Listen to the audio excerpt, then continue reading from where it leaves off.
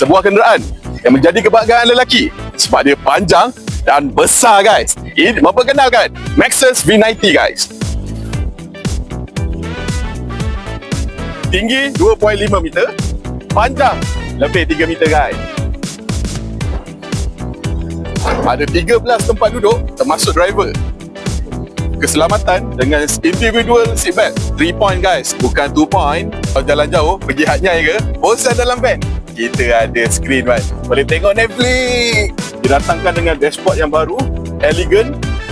Ada Apple CarPlay, Android Auto guys. 6-speed gearbox, manual. Push start button. Tak ada handbrake, pakai button saja sekarang. Pintu belakang boleh buka 180 degree. Seat belakang boleh lipat. Tengok apa tu?